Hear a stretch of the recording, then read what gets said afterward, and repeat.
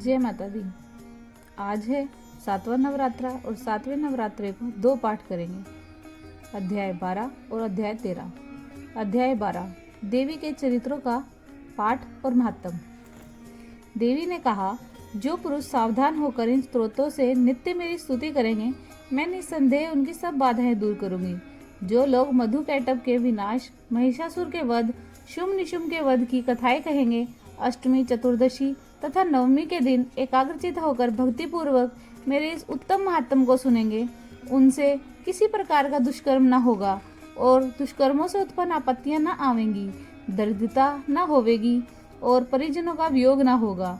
शत्रु, चोर, राजा, शस्त्र, अग्नि और जल से कभी भय न होगा। इसलिए एकाग्र मन होकर भक्ति पूर्वक मेरे इस महात्म को पढ़ना सुनना चाहिए।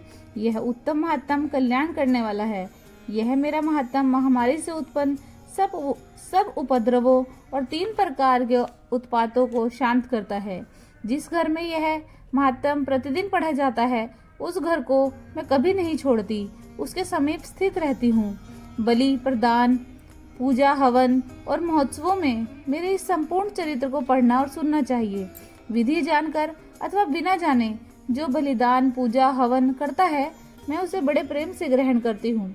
प्रतिवर्ष शरद ऋतु में मेरी जो महापूजा की जाती है, उसमें जो मनुष्य मेरे इस महात्म को भक्ति पूर्वक सुनेगा, वह मेरी कृपा से सब बाधाओं से मुक्त होकर धन, धान्य और पुत्र प्राप्त करेगा। इसमें संदेह नहीं। मेरा यह महात्म, मेरी उत्पत्ति और युद्ध में मेरा पराक्रम सुनकर मनुष्य निर्भय हो जाते हैं। मेरा महात्म सुनने वाले को शत्रुओं का नाश हो जाता है, कल्याण होता है और उनके कुल की वृद्धि होती है। शांति कर्मों में दुःस्वप्न देखने पर और ग्रह पीड़ा होने पर मेरा यह महात्म सुनना चाहिए। इसके सुनने से ग्रह पीड़ा और सब उपद्रव शांत हो जाते हैं और बुरे स्वप्न अच्छे स्वप्न हो जाते हैं। यह मेरा महात्म बाल ग्रहों से पीड़ित बालकों को शांत करने वाला और मनुष्यों के आपस के वैमनस्य को मिटाकर मित्रता कराने वाला है। दुराचारी मनुष्यों का बल नष्ट करने वाला है। इस महात्म के पढ़ने से भूत पिशाच का नाश हो जाता है। मेरा यह महात्म मनुष्यों को मेरे समीप पहुंचाने वाला है। फल, पुष्प, अर्घ, धूप, गंध, दीप, ब्राह्मण भोजन, होम करने से और प्रतिदिन अभिषेक करने से तथा अन्य अनेक प्रकार के भोग जो मेरे प्रसन्न करने के लिए लगाए जाते हैं, उनका फल इस महात्म को पढ़ने से अथवा सुनने से ही मिल जाता है। इस महात्म के सुनने से सब पाप नष्ट हो जाते हैं और जो मनुष्य निरोगी हो जाता है। मेरे जन्मों की कथा सुनने से भूतों से रक्षा होती है और मैंने युद्ध में जो दुष्ट दैत्यों का विनाश किया, उस चरित्र के सुनने से मनुष्यों को शत्रुओं का भय नहीं होता। जो स्तुति तुम लोगों ने, ब्रह्म ऋषियों ने और ब्रह्मा ने की है, उसके पढ़ने से अच्छी बुद्धि मिलती है।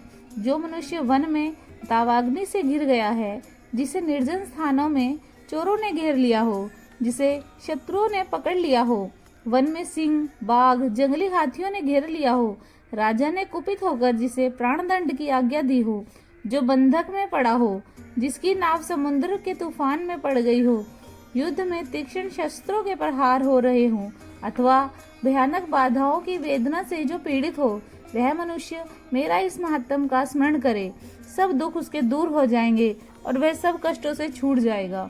मेरा यह चरित्र का पाठ करने से मेरे प्रभाव से सिंह, चोर, शत्रु आदि दूर भाग जाते हैं। मेधा ऋषि कहते हैं, यह कहकर भगवती चंडिका देवताओं के देखते ही देखते उसी स्थान पर अंतर्ध्यान हो गई। शत्रुओं का विनाश हो जाने से देवता निर्भर हो गए और पहले की तरह अपने अधिकार पाकर यज्ञ भाग लेने लगे। देवताओं के शत्रु जगत का विध्वंस करने वाले महापराक्रमी शुंभ निशुंभ के मारे जाने पर बचे हुए दैत्य पाताल को चले गए। हे राजन, इस प्रकार जो भगवती बार बार उत्पन्न होकर संसार की रक्षा करती है, वही संसार को मोहित करती है और वही जगत को उत्पन्न करती है।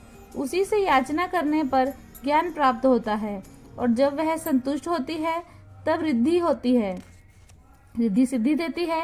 हे राजन, वह इस संपूर्ण ब्रह्मांड में व्यापक है।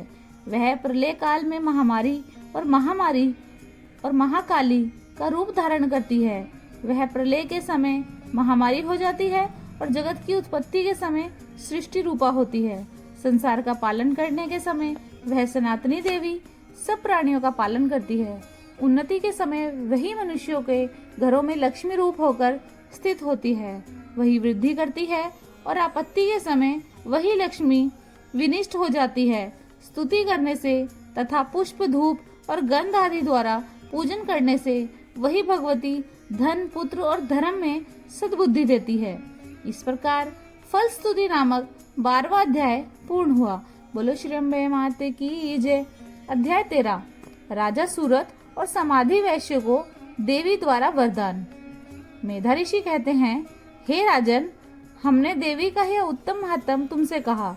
जिस देवी का यह प्रभाव तुमने सुना है, वही देवी इस जगत को धारण करती है, वही भगवती ज्ञान उत्पन्न करती है, वही भगवती विष्णु की माया है। उसी के प्रभाव से तुमको और इस वैश्य को मोह हुआ है। उसके प्रभाव से अन्य बड़े बड़े ज्ञानी पुरुष भी मोहित हो चुके हैं, मोहित हैं और होंगे। इसलिए हे महाराज, तुम उसी परमेश्वरी की शरण में चले जाओ। जो मनुष्य उसकी आराधना करते हैं, उनको वह भोग, स्वर्ग और मोक्ष देती हैं। मार्कंडे कहते हैं, मेधा ऋषि का यह वचन सुनकर राज्य छिन जाने से और ममता से दुखित महाराज सूरत उनको प्रणाम कर शीघ्र तपस्या करने के लिए चले गए। हे महामुने, वह वैश्य भी भगवती के दर्शनार्थ तपस्या करने नदी के किनारे चला गया। वैश्य ने देवी सूक्तक का जाप करके कठोर तपस्या की। राजा और वैश्य दोनों नदी किनारे देवी की मिट्टी की मूर्ति बनाकर पुष्प, धूप, होम और तर्पण करके नित्य पूजा करने लगे। वे पहले थोड़ा सा भोजन करते थे, फिर निराहार रहकर व्रत करने लगे। एकाग्रचित होकर अपने शरीर के रुधिर से बलि देने लगे। इस प्रकार सावधानी से 3 वर्ष तपस्या करने पर जगदात्री चंडिका प्रसन्न हुई और उन दोनों के सामने आकर बोली। देवी ने कहा, हे राजन, तुम अपने कुल को आनंदित करने वाले वैश्य, तुम दोनों जिस अभिष्ट की प्राप्ति के लिए मेरी प्रार्थना करते हो, वह मुझसे कहो। मैं तुमसे संतुष्ट हूँ। तुम जो मांगोगे मैं तुम्हें दूंगी। मार्कंडे बोले, राजा ने दूसरे जन्म में चिरस्थायी राज्य और इस जन्म में अपने बल से शत्रु को मारकर अपना राज्य प्राप्त करने का वर मांगा, तथा समाधि वैश्य ने संसार में विरक्त हो, यह मेरा है, मैं इसका स्वामी हूँ, इस मोह का नाश करने वाला तत्व ज्ञान मांगा। देवी ने कहा, हे राजन, थोड़े ही दिनों में तुम अपना राज्य पाओगे, अपने शत्रुओं को मारकर अटल राज्य करोगे, और जब यह शरीर त्यागोगे तब सूर्य के जन्म पाकर पृथ्वी पर सर्वाणिक नामक मनु होंगे। फिर देवी ने समाधि वैश्य से कहा, हे वैश्य श्रेष्ठ, तुमने जो अभिष्ट वर मांगा है वह मैं तुमको देती हूँ। तुम मोक्ष के लिए ज्ञान प्राप्त करोगे। मार्कंडे कहते हैं, इस प्रकार देवी ने राजा और वैश्य को अभिष्ट वर दिया। तब उन दोनों ने भक्ति पूर्वक देवी की स्तुति की। उसके बाद देवी वहीं अंतर्ध्यान हो गई। देवी के वरदान से राजा सूरत सूर्य से जन्म पाकर सर्वाणिक मनु हो गए। इस प्रकार सूरत और वैश्य के वरदान नामक 13वां अध्याय भी पूर्ण हुआ। बोलो श्री अम्बे मात की जय।